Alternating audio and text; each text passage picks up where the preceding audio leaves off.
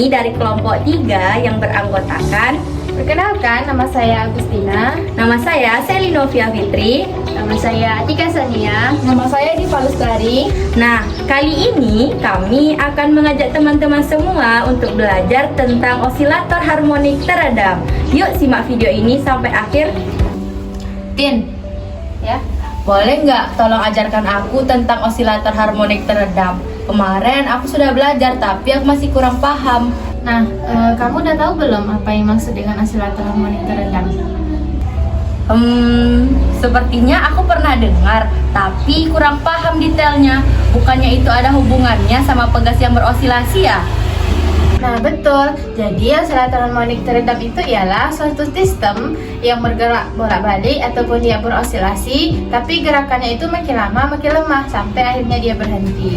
Oh, seperti bandul jam dinding yang awalnya berayan besar, tapi kalau nggak ada energi tambahan, dia akan berhenti sendiri ya? Nah, tepat sekali. Jadi, bedanya kalau di bandul jam itu biasanya dia ada mekanisme yang terus memberi energi. Nah, makanya dia itu terus berayun. Nah, jadi di osilator harmonik teredam itu nggak ada energi tambahan. Jadi getarannya itu makin kecil sampai akhirnya berhenti. Kenapa bisa begitu, Tina? Apa yang bikin getarannya berkurang? Penyebabnya itu adalah gaya redaman. Jadi gaya redaman ini adalah gaya yang bekerja melawan gerak osilasi. Nah, dalam kehidupan nyata, redaman ini bisa berasal dari gesekan udara, gesekan antara benda dengan permukaan, atau bahkan gesekan internal material seperti pegas. Oh, jadi gaya redaman ini semacam gaya gesek ya? Semakin besar redamannya, semakin cepat gerakannya berhenti. Nah, benar.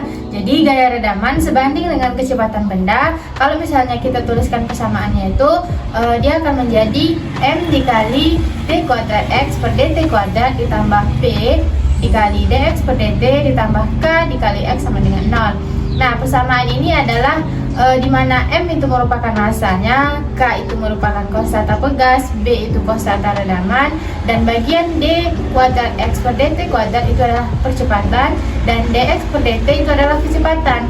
Nah, X itu adalah posisi benda dari titik seimbang. Wah, rumit juga ya. Jadi kalau nggak ada redaman berarti B sama dengan 0. Dan kita cuma punya sistem osilator harmonik biasa kan? Nah, betul. Kalau B-nya itu sama dengan 0, maka dalam rumus tadi B-nya itu kita hilangkan saja, sehingga rumusnya itu menjadi M D kuadrat X per dt kuadrat ditambah B dx per dt ditambah K dikali X sama dengan 0. Tapi apa ada cara membedakan jenis-jenis osilator harmonik teredam?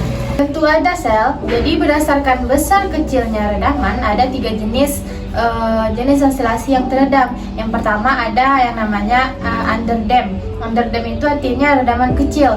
Nah, getarannya itu masih terjadi, tapi amplitudenya itu makin mengecil secara bertahap. Contohnya misalnya suspensi mobil atau ayunan taman bermain.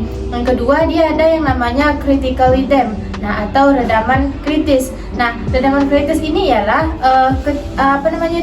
sistem ini kembali ke posisi seimbang secepat mungkin tanpa berosilasi. Nah, ini ideal untuk sistem suspensi karena gerakannya itu langsung berhenti. Yang ketiga ada namanya overdam. Overdam atau redaman besar ini dia redamannya itu sangat besar. Jadi benda bergerak lambat ke posisi seimbang tanpa berosilasi. Nah, pada percobaan kali ini kita akan menggunakan 3 beban yang berbeda. Nah, setiap beban ini kita akan mengukur panjang pegas dan mencatatnya. Nah, sebelum kita ukur dulu panjang awal pegas tanpa kita beri beban. Oh gitu. Sekarang mari kita lihat cuplikan video ini.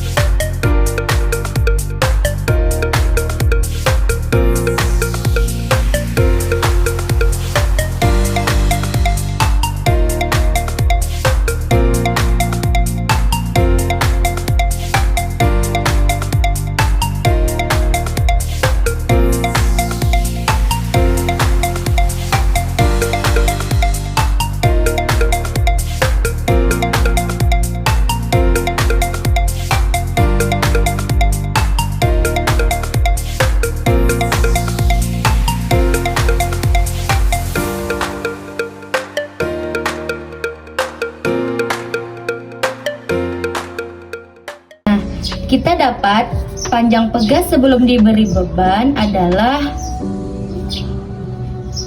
10,5 cm. Dan setelah diberi beban dengan massa 50 gram, pertambahan panjang pegasnya menjadi 15 cm.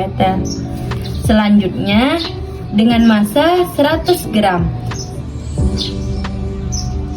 Awal panjang pegas sama dengan 10,5 cm. Lalu setelah diberi beban 100 gram, panjang pegas menjadi 21 cm. Selanjutnya kita beri beban 150 gram. Nah, pertambahan panjang pegasnya yang awalnya 10 cm menjadi 27 cm.